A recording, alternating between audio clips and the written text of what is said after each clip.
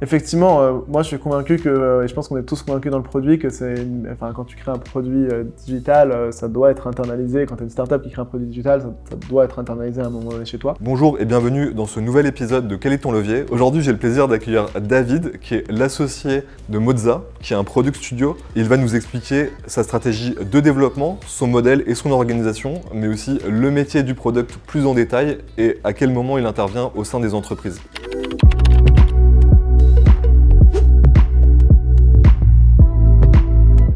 Hello David, je suis ravi de te recevoir aujourd'hui.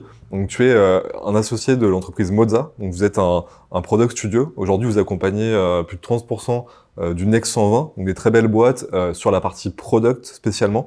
Et donc aujourd'hui, j'aimerais qu'on puisse échanger un peu sur ce que vous faites, les spécificités de ce marché et comment vous avez pu vous développer au fil des dernières années. Est-ce que tu peux commencer par peut-être te présenter et présenter Moza un peu plus en détail? Ouais, carrément. Écoute, ravi en tout cas de participer à cette petite émission, Étienne. Moi, pour me présenter, du coup, effectivement, je suis un des associés de Moza, en charge plutôt de la partie business de la boîte, donc il couvre à la fois la partie commerciale, donc ramener des projets au product studio, la partie Customer Success, s'assurer que les projets se passent bien, et une partie marketing aussi, pour aller créer encore plus de traction pour le Product Studio. Avant ça, j'avais une équipe de grosses chez Hitch, où on s'occupait de faire croître le nombre de drivers sur l'application. Puis j'ai eu un autre passé d'entrepreneur dans la sport tech aussi, qui était assez riche pendant 3 ans. Donc ça, c'est pour mon parcours. Et Moza, on a aujourd'hui un peu plus de 4 ans. On est effectivement un product studio. Notre métier, c'est d'accompagner 2 types d'entreprises, soit des entrepreneurs qui ont levé entre, on va dire, 1 et 6 millions d'euros, qui sont vraiment au stade de l'idée, qui n'ont pas encore de projet très bien défini, et on va les aider à concevoir la première version de leur produit. On a fait ça pour une cinquantaine d'entrepreneurs en 4 ans, dont certains que vous avez sûrement dû voir passer, type Cajoo, Moto, Rus, Happyday, j'en oublie sûrement. Donc ça, c'est, je pense, 50% de nos clients, et c'est ce qu'on sait, c'est en tout cas notre use case principal. Et on a un autre use case qui est plutôt pour des très gros scale-up qu'on va aller accompagner sur différents types de projets. C'est souvent un projet assez stratégique au sein de la scale-up où il y a un vrai sujet à craquer dans l'entreprise qu'ils n'arrivent pas à craquer aujourd'hui en interne. Ça peut être l'onboarding des users de Sora, la conversion des users d'Annicar, ça peut être à un moment donné des nouveaux marchés que vous voulez attaquer Pennyline. Donc des sujets qui sont assez strat sur lesquels soit ils n'ont pas les ressources en interne pour le traiter, soit ils ont envie d'un œil frais pour adresser justement ces sujets-là, et on vient justement mettre une équipe en place pour répondre à ces problématiques. Donc ça, si tu veux, c'est à peu près les 2 use cases qu'on a aujourd'hui, et comment on s'est structuré. On a une structure qui est assez particulière parce que on est donc ce product studio s'appuie sur un modèle de collectif. Donc on entend beaucoup parler des collectifs aujourd'hui. Un collectif, c'est un groupement de freelance. Donc à l'origine, Moza était un collectif où en 2019, on était un groupement de freelance product principalement très seniors qui avaient en moyenne 8-10 ans d'expérience et qui étaient des anciens head of product ou premiers product de très grosses startups dans la tech. Et donc on avait réuni ces profils-là, et aujourd'hui c'est toujours le cas. On a en fait une core team salariée qui est l'équipe support qui s'occupe des sales, des customer success, du marketing, des RH, et qui, elles, ne travaillent pas sur les projets. Et tous les profils qui travaillent sur les missions sont des freelances. Et pourquoi c'est pour nous, si tu veux, pour nous, c'était le meilleur moyen d'atteindre ce qu'on veut atteindre en termes de product studio. La vision de Moza, c'est de devenir le product studio de référence en Europe pour les entrepreneurs qui veulent lancer des nouveaux produits. Notre ambition, c'est de pouvoir créer les prochaines licornes françaises et idéalement les prochaines licornes européennes sur un modèle assez proche de ce qu'a pu faire un MetaLab avec Slack ou autre aux US. Et donc pour faire ça, on a besoin des meilleurs talents, et c'est vraiment l'enjeu principal, comment aujourd'hui attirer les meilleurs talents dans un nouveau modèle plus agence. Déjà, si tu veux, les scale-up ont du mal à attirer ces meilleurs talents. Quand tu prends un CPO de Spendesk, de réussir à le recruter dans une startup, c'est quasiment impossible aujourd'hui. Donc imagine essayer d'aller le recruter dans une agence, ça serait encore moins possible, et surtout ça serait inatteignable en termes de budget, soit pour l'agence pour les recruter, soit pour les clients parce que tu vas les répercuter sur des clients. Donc aujourd'hui, pour réussir à avoir ces meilleurs talents qui peuvent travailler sur les projets, pour pouvoir délivrer le maximum de valeur et être à la pointe de ce qu'on fait. Le meilleur modèle, c'est un modèle de collectif où du coup, on peut avoir des profils qui restent en freelance, qui vont travailler que 10 à 12 jours par mois avec nous, qui vont malgré tout avoir des engagements avec Moza de 10 à 12 jours par mois avec nous et qui du coup vont pouvoir être mis sur les projets, travailler ensemble sur les projets et délivrer un maximum de valeur à nos clients. Ouais, c'est intéressant ce modèle de collectif parce que c'est vrai qu'on entend parler partout. Et je pense que c'est un modèle qui est assez innovant et ce que tu as l'air de dire aussi, enfin ce que je lis entre les lignes, c'est que en fait structurellement, c'est un modèle qui maintenant devient un peu la référence, mais de par la structure du marché, dans le sens où si tu veux les meilleurs, ils veulent cette flexibilité-là et tu peux leur offrir via un modèle en free. En même temps, tu as besoin d'une cohérence centrale pour tes clients en termes de gestion de projet, en termes de positionnement, de vente, etc. Donc du coup, c'est un peu ce modèle hybride qui se dessine de plus en plus au sein des orgs, quoi. Ouais, carrément. Je pense que ça dépend vraiment de ce que tu veux faire. Aujourd'hui, tu peux vraiment rester enfin, on en a vu plein se construire, hein. Tu peux rester un collectif de 3-4 profils qui sont en général 3-4 copains qui ont envie de bosser ensemble et qui n'ont pas forcément une ambition de créer quelque chose de plus important et qui vont pouvoir avoir plein de projets et très bien travailler ensemble. Ça, c'est un premier modèle de collectif. Tu as un deuxième modèle de collectif qui est un collectif qui a un peu plus d'ambition, on en connaît pas mal, avec potentiellement un ou deux profils qui centralisent la partie commerciale et après qui va dispatcher ça à plein de profils freelance. Et ça, du coup, c'est un modèle de collectif un peu plus important qui peut faire aussi, mine de rien, beaucoup de chiffres maintenant. Et après, tu as un troisième modèle qui est plutôt le nôtre dans lequel on croit, où pour nous, on est plus un collectif, en tout cas le collectif est juste un moyen, mais notre vision c'est vraiment d'être un product studio. Et si demain tu veux être un product studio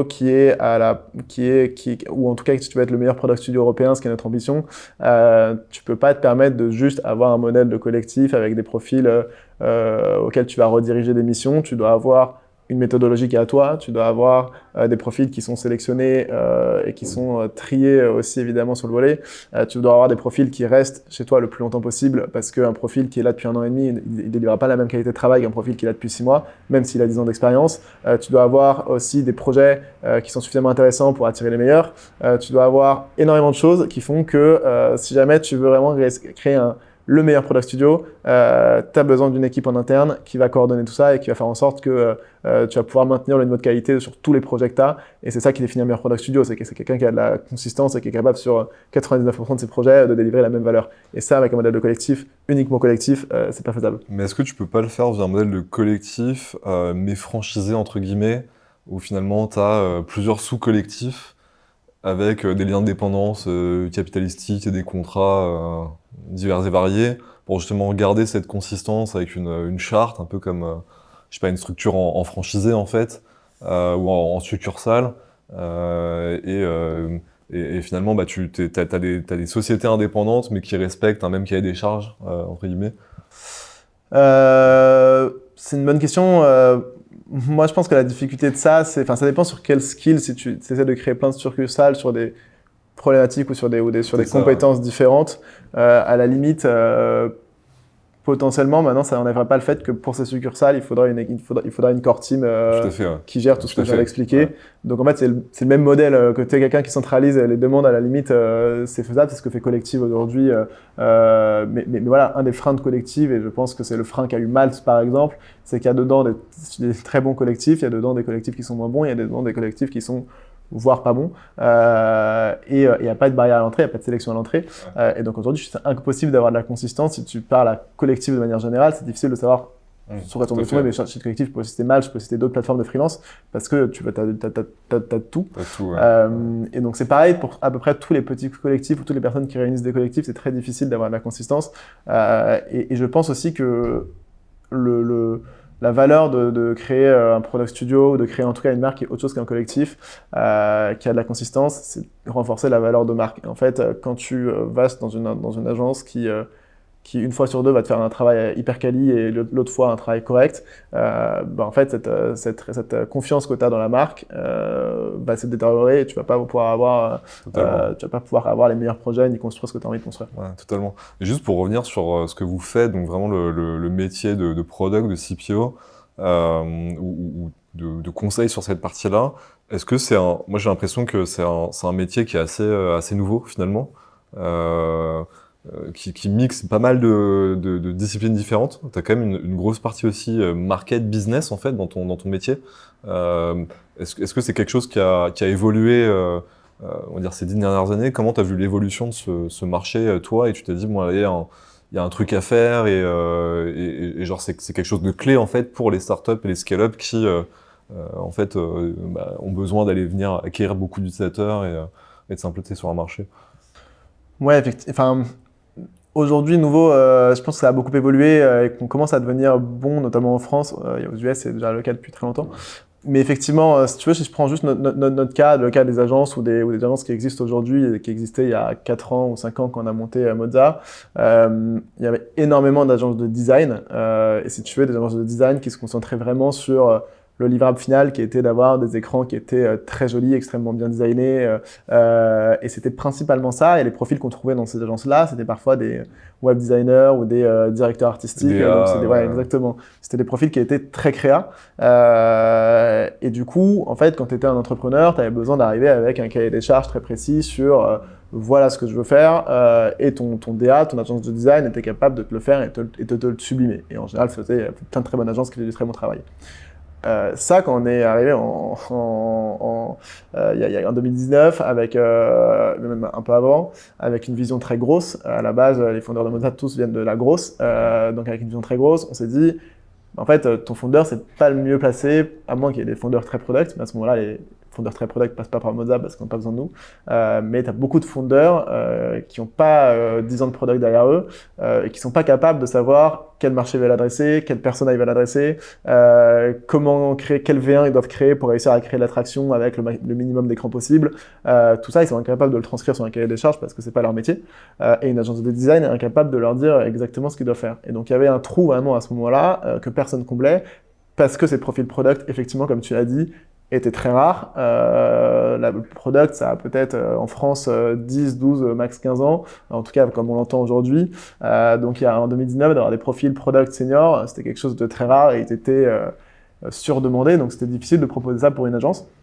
Et c'est là où nous, où notre proposition de valeur est arrivée, où on s'est créé avec des profils du coup qui, si tu vois, on se concentrait au début vraiment que sur la product strat. On faisait même pas de design, on faisait vraiment que de la product strat pour dire voilà le produit que vous devez si je caricature en tout cas évidemment, voilà le produit que vous devez créer et voilà à peu près le corps de la V1 que vous devez lancer pour essayer d'avoir de l'attraction et derrière d'autres personnes designer ce qu'on avait pu décrire. Et tu penses que c'est aussi dû à la multiplication le changement des usages, le fait qu'aujourd'hui, je sais pas, on s'onboard sur des apps mobiles toute la journée, qui n'est peut-être pas le cas il y a une dizaine d'années finalement, et donc voilà, juste l'usage de l'utilisateur final qui fait que le produit que tu proposes à ton utilisateur devient hyper stratégique en fait dans la chaîne de valeur. Complètement. Aujourd'hui, on essaye de passer tous de moins en moins de temps sur notre téléphone.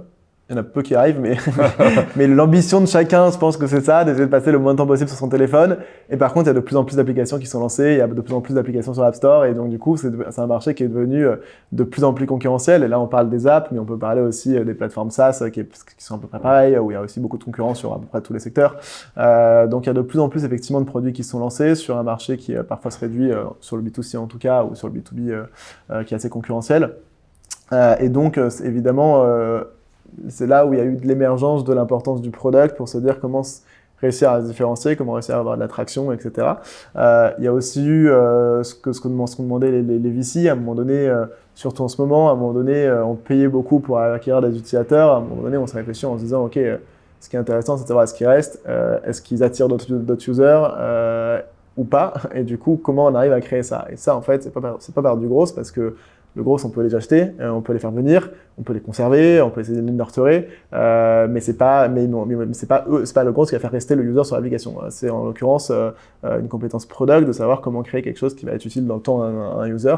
Et effectivement, c'est à ce moment-là que sont arrivés et qu'on sont aussi développés les métiers produits. Ouais. Est-ce que tu as une partie un peu psychologique en fait du métier, de savoir ce qui va trigger un user pour qu'il revienne, pour qu'il consulte une actu, etc. Et quel est toi ton point de vue ou votre conseil par rapport à ça? Parce qu'on a vu aussi des films sur Netflix et autres, exactement sur des mécaniques, voilà, des mécaniques de produits je pense qui dépassent beaucoup d'entre nous, mais qui nous font rester sur nos écrans. Ouais, si vous avez lu Hooked ou si vous avez regardé The Social Dilemma, c'est sûr que c'est pas forcément rassurant sur tout ce qui se passe. Donc, ce qui est sûr, c'est qu'il y a une dimension psychologique. Enfin, il y a deux choses différentes. Sans parler de Social Dilemma de Hooked, il y a une dimension psychologique pour savoir quel est déjà le problème du persona qu'on a envie de targeter. En fait, la première étape pour démarrer un projet, c'est de savoir qui on a envie de targeter, quel est le problème qu'on essaye de résoudre.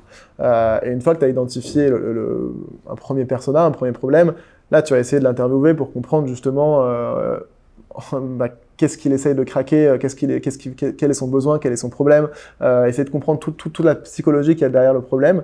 Et le but d'avoir justement un user researcher qui fait ces interviews et pas un founder ou pas un product, c'est que c'est quelqu'un qui est capable d'aller comprendre le raisonnement derrière la réponse et qui ne va pas s'arrêter à la réponse. Et donc tout notre métier en research, c'est d'aller comprendre tous les raisonnements qui sont amenés à dire une réponse. Je prends l'exemple de Cajou. Qu'est-ce qu'il va faire quand un user nous dit qu'il a envie de se faire livrer, je sais pas, quelque chose en 10 minutes? Quelle est la réflexion, quel est le raisonnement qui a amené à faire en sorte qu'il ait ce besoin-là? Et en fait, c'est ça qui va nous permettre de comprendre qu'il y a un pain, qu'il y a un besoin, d'essayer de cadrer ce besoin-là, et après de pouvoir faire de la product strat pour se dire, ok, par rapport à ce besoin, voilà les premières fonctionnalités qu'on doit créer, et du coup, voilà ce qu'on va lancer comme V1 sur le marché, pour tester s'il y a de l'attraction ou pas, et si la value proposition qu'on est en train de proposer au marché a un product market fit ou n'en a pas, et qu'on doit continuer à itérer dessus, quoi. Je prends un exemple qui est peut-être le mauvais, mais use case, je sais pas, en fait, j'utilise Cajou lors d'un match de foot. Là, dans ton produit, tu peux acheter des bières directes et je sais pas, payer à plusieurs avec tes amis. Ce serait un exemple de feature qui répond à ce Ouais, complètement. À ce use case-là. En fait, un des use cases très intéressants qu'on a identifié en research, je pense, et alors je n'étais pas sur la mission évidemment, mais en tout cas c'est ce qu'on a sorti dans le produit, mais ce qui pourrait être intéressant, si on prend l'exemple de Cajou, je sais pas que c'est ce qu'on a fait parce que j'ai plus le contexte en tête, mais effectivement, si tu te rends compte dans la research qu'en fait, l'utilité principale, elle tourne autour de use cases communs. Par exemple, une soirée film, une soirée foot, une soirée entre potes ou peu importe, mais en tout cas que tous les users que tu interviews te disent que leurs principaux besoins sont autour de use cases communs. Mais ton application, tu vas la créer d'abord autour de use cases communs. Et en tout cas, c'est quelque chose que tu vas proposer sur ton application où rapidement tu vas proposer un pack de bière ou autre chose. Inversement, si au contraire, c'est un use case qui est très individuel ou très individualiste, c'est là, j'ai pas le temps de descendre et en fait, ou je suis en call et j'ai besoin d'être livré, tu vas pas tourner l'application de la même manière. Et donc, alors là, je parle même pas de Cajou, parce qu'en l'occurrence, voilà, il faudrait rentrer dans vraiment la strat qu'on avait pu faire. Mais en tout cas, de manière générale, sur un use case comme ça, la question, c'est vraiment quel est le raisonnement derrière, qu'est-ce qui est en commun parmi tous les personnages qu'on a interviewés, du coup, qu'est-ce qui va créer une vérité sur laquelle on va pouvoir s'appuyer, quoi. Ouais, hyper intéressant. Et vous, typiquement, donc vous êtes maintenant donc un modèle hybride, on va dire, entre un collectif et une agence. Vous avez cette force de vente au sein de vos équipes, c'est ça, en effectif, en ETP, quoi. Là-dessus, donc vous avez un modèle quoi, au TJM, en fait, c'est comme ça que vous... On a un modèle au forfait. Ok. Ouais. On préfère le forfait parce que ça nous engage plus aussi. Et en fait, à la fois, ça nous engage le client et ça nous engage le succès de la collab, c'est de réussir à créer un produit, quoi. Et pas d'arriver au nombre de jours convenu, quoi. Et globalement, en fait, tu peux l'accompagner à la fois dans le lancement, mais après, il y a toujours des nouvelles features, il y a toujours des évolutions à faire au niveau du product, quoi. Complètement. Et c'est vraiment le but, c'est que, en fait, si tu veux, prenons ton product market fit, tu as de 0 à 100% pour y arriver. Nous, notre rôle, c'est de te faire arriver beaucoup plus rapidement à 50, 60, 70%, et donc tu vas gagner 1 an et demi parce qu'on aura fait tout ce travail product strat en amont qui va te faire gagner du temps. Mais après, il faut aller chercher les 30 derniers pourcents, tu vois. Et c'est là où tout ton travail d'itération va te permettre d'aller atteindre ça. Et donc c'est là où nous, une fois qu'on a lancé la première version, ça va être intéressant d'aller pouvoir itérer sur le produit pour pouvoir petit à petit se rapprocher de ça. Et donc l'idée, c'est de lancer le premier produit, de les accompagner pendant quelques mois, et après de les aider surtout à recruter quelqu'un qui va pouvoir prendre la suite de ce qu'on fait, parce que le product, ça doit être à un moment donné internalisé quand tu le scale, et ça, on en est aussi convaincu. Donc nous, notre rôle, c'est pas de rester à vie, mais c'est plutôt de vraiment downpower nos founders qu'on accompagne pour qu'on les mette sur les bons rails, qu'on les aide à recruter, et qu'après, ils aient plus besoin de nous parce qu'ils ont le bon produit, la bonne méthodologie et la bonne équipe pour continuer, quoi. Ok, parce que derrière, c'est un cycle d'itération produit avec donc un directeur du produit, des personnes qui vont être dans son équipe et l'aider et faire le lien aussi avec les équipes, j'imagine, tech, Dev, etc. Ouais. tech, market, etc. quoi. Exactement. Exactement. Et quelles sont, selon toi, les meilleures orgas aujourd'hui, celles que tu as vues, qui étaient les plus performantes sur le product? Comment elles sont organisées? Ouais, c'est difficile à dire. Je sais pas s'il y a une vérité là-dessus. Ce qui est sûr, c'est que, enfin, donc, je me risquerai pas, surtout Ouais. que je suis pas, j'ai pas une casquette de CPO, donc je me risquerai pas à dire quel est l'orga idéal. Ce qui est sûr, c'est que une orga product, elle se ressemble dans toutes les boîtes. Elles se sont organisées en squad avec ton product, ton designer et tes devs qui gèrent une partie du produit. Et après, tu as différents squads pour gérer une partie du produit. Ok. Donc Ouais. ça, c'est souvent l'orga classique d'une scale-up Ouais. quand elle est au stade de maturité d'avoir plusieurs profils, quoi. Ok. Et vous, dans votre vision globale, du coup, là, c'est donc toi, t'as un play plutôt sales, on va dire, pour aller chercher tes clients. Donc t'es sur quel levier? T'es sur de l'outbound, t'es sur LinkedIn, vous. Ouais, alors si tu veux, je pense que ça fait, enfin, faut voir comment tout ça s'est construit. Quand tu montes une agence, moi, je pense que tu l'as vu aussi.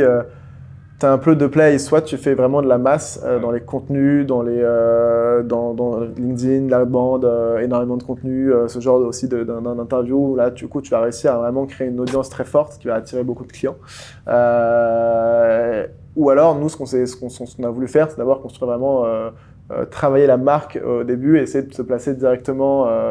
Alors, on peut faire les deux, hein, la majorité des agences, c'est de faire les deux, mais si tu veux, l'idée pour nous, c'était de démarrer en se disant, on va essayer de construire une marque très très forte et cette marque très très forte va nous permettre de petit à petit attirer les clients qui sont dans notre cible et de pouvoir scaler.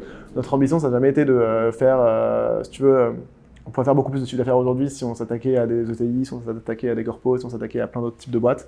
Et c'est pas notre volonté. Donc je pense que pour comprendre Moza, il faut comprendre vraiment Positionnement aussi. ce positionnement où notre ambition, c'est pas de créer la boîte qui fait le plus de CA possible, même si évidemment on est ambitieux et qu'on a cette ambition, on a aussi cette ambition-là. L'ambition finale de Moza, c'est de se dire qu'on va demain être le product studio de référence et que quand tu veux créer une licorne, la meilleure manière de le faire, si tu n'es pas un founder product, c'est d'aller chez Moza pour qu'il t'aide dans les 15 premiers mois de ton produit. Ça, c'est l'ambition. Et donc, pour faire ça, l'ambition, c'était pas de créer une marque qui était très large, c'était de créer une marque qui était très niche, au contraire, et qui parlait vraiment aux meilleurs acteurs de l'écosystème. Et donc, pour ça, on a commencé en faisant des contenus qui étaient extrêmement spécialisés, où on faisait des slide shares de 120 slides très spécifiques sur un point du produit. On a fait des confs dans les incubateurs ou dans les endroits où il y avait nos cibles. On était très proches, on a attaqué directement les scale-up qui nous intéressaient. Du coup, on a rapidement eu quelques belles rêves qui parlaient du coup à d'autres acteurs de l'écosystème. Et on a un modèle qui est par essence organique parce que les profils qui travaillent pour nous sont des profils qui viennent de scale-up ou qui repartiront prendre des rôles de direction en scale-up. Et donc, à un moment donné, eux vont être nos ambassadeurs dans les scale-up. Et donc ça a permis de créer un début, en tout cas, de résonance sur la marque Moza. Et ça nous a permis de créer une croissance uniquement organique jusqu'à aujourd'hui. Maintenant, le marché a un petit peu basculé, comme je pense tout le monde le sait, avec ce qui se passe dans l'écosystème tech, qui est notre cœur de métier. Donc on se met à rouvrir un petit peu, si tu veux, sur effectivement être un peu plus présent sur LinkedIn. Mais notre strat, elle sera toujours assez niche et on va plutôt se diriger vers des partenariats avec des VC, ce qu'on a déjà commencé à mettre en place. On a pas mal de partenariats avec des VC, avec des partenariats avec d'autres types d'acteurs où se trouvent nos cibles pour rester vraiment très focus sur ce qu'on a envie de targeter. Je trouve que c'est un sujet hyper intéressant et qui est pas évident c'est pas évident de mettre le curseur là-dessus quand tu développes une activité, parce que une fois que t'es parti trop sur de la masse, tu peux avoir du mal à faire marche arrière, enfin, ça peut être dur de se repositionner, et tu peux finalement te brûler les ailes ou finalement avancer un peu en fait pour rien, enfin tu vois, alors que tu pourrais être beaucoup plus focus et rentable et t'embêter avec moins de logistique, on va dire, de manière générale. mais c'est toujours difficile, je trouve. Ouais. Ouais, le focus c'est pas évident parce que effectivement, si tu as un panier moyen à 2000 euros parce que tu fais de la masse, réussir demain à en faire un panier moyen à 20 000, à 40 000, à 50 000, c'est difficile parce que t'es pas aussi perçu comme ça, donc c'est difficile de T'as pas rattraper. les people, les process, tout. Exactement, t'as pas tout ça, et donc tu as très de la dette que tu accumules et qui est difficile effectivement à rattraper. Par contre, au début, en tout cas, j'ai l'impression, enfin, je sais pas, mais j'ai l'impression que tu as plus d'action pour pouvoir réussir à construire ça, tu vois, de réussir à avoir des deals assez, réussir à construire de la max, tu as des actions justement que tu peux faire sur de l'outbound, sur des ads, sur pas mal d'actions que tu peux mener pour réussir à créer de la masse. Mais par contre, effectivement, tu vas t'embêter avec beaucoup de choses. Et à l'inverse, si tu es trop niche, t'es pas à l'abri de ce qui se passe aujourd'hui sur la tech. Voilà, nous, 90% de nos clients, c'est des startups qui lèvent des fonds, des French Tech 120, des licornes, etc. Bon, bah, en 2022, c'est vrai que ce qui se passe, évidemment, l'activité a pris un coup, même si on a continué à grossir. Donc, t'es pas à l'abri si t'es trop niche d'être à risque que ta niche aille moins bien. Donc, je pense qu'effectivement, le curseur n'est pas simple à trouver. Nous, on essaye de rééquilibrer un peu pour se diversifier, tu vois, et aller vers des projets. Par exemple, on a accompagné Iliad il y a 2 ans sur la création de Stancer, qui est un concurrent de Stripe. Donc, on les a aidés à créer la V1 de leurs produits. On a accompagné le Crédit Mutuel aussi sur un nouveau lancement de produits. Donc, petit à petit, sur quelques projets d'innovation pour des grands groupes,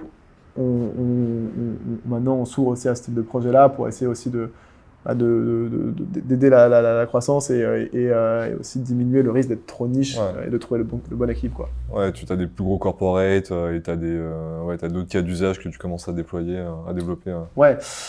Bah, si tu veux, le point, c'est de se dire que je pense que ce qui se fait de mieux, c'est en général, enfin, je sais pas s'il y a beaucoup de corporates qui entendent ça, je sais pas s'ils sont d'accord, mais toutes les innovations et toutes les innovations product en général viennent des startups et viennent de la tech.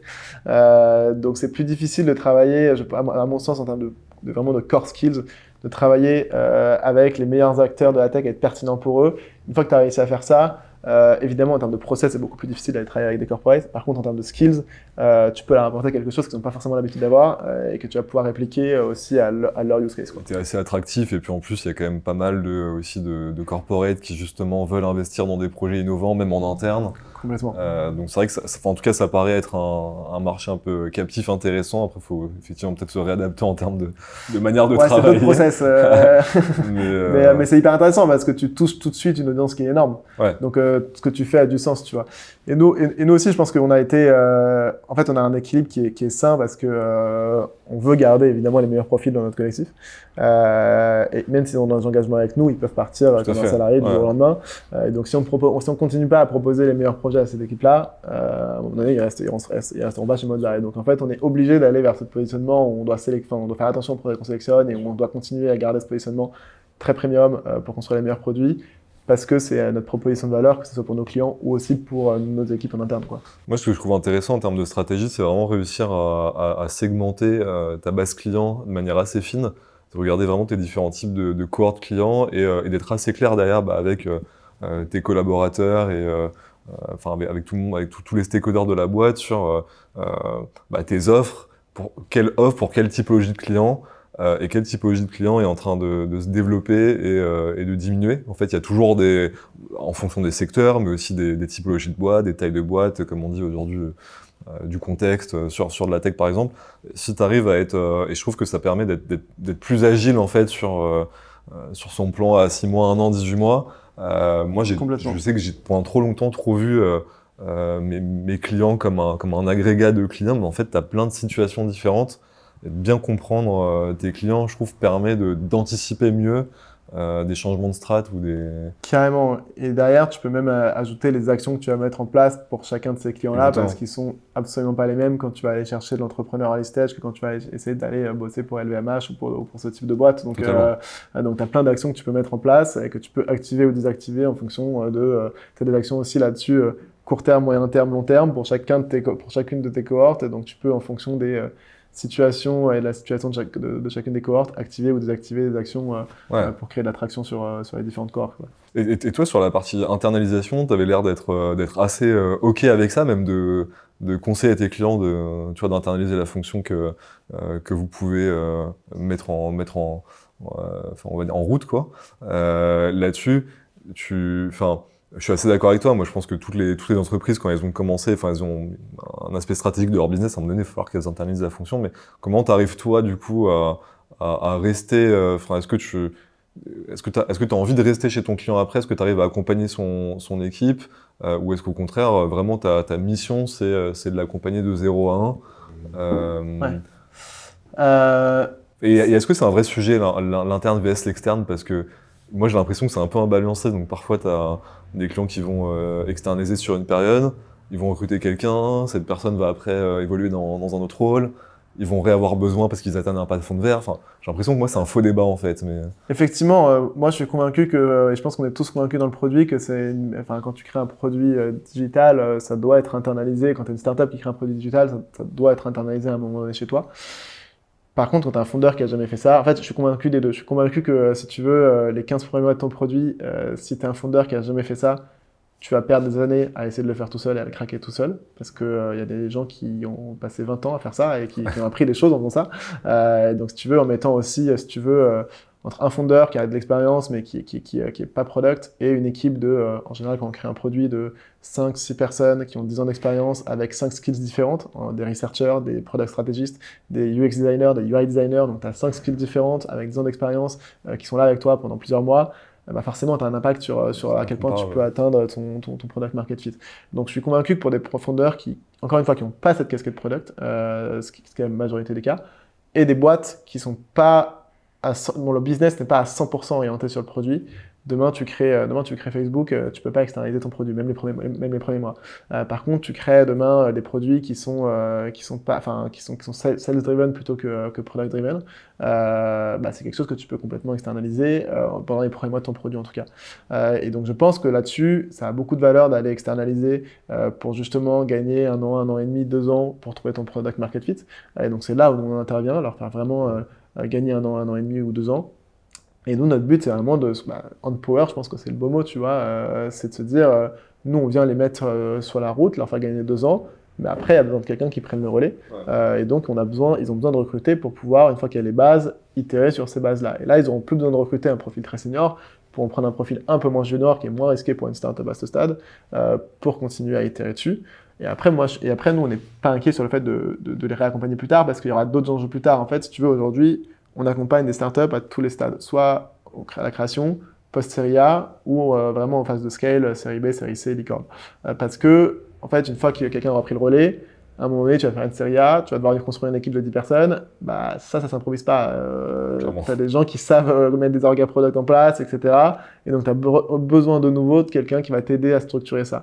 Et après, quand tu vas scaler, quand tu vas être unicorn, ce que je souhaite à, évidemment, toutes les personnes avec qui on bosse, si tu veux, à un moment donné, tu vas avoir une problématique hyper strat, tu vas avoir aucune ressource en interne pour pouvoir traiter ça, tu peux pas sortir ton CPO et le mettre pendant 3 mois sur ces sujets-là, et donc tu as besoin de quelqu'un qui va t'aider. Donc en fait, on a des offres ou des types d'accompagnement différents à chaque stade, mais ce qui est sûr, c'est qu'à un moment donné, ils doivent reprendre le produit en interne, et nous, leur but, c'est de les aider à faire ça et leur faire gagner du temps à tous les stades, quoi. Ouais, tu as des moments de vie de ton produit où, en tous les cas, toi, t'interviens pour venir les aider, quoi. Exactement. Ok, bah écoute, merci beaucoup.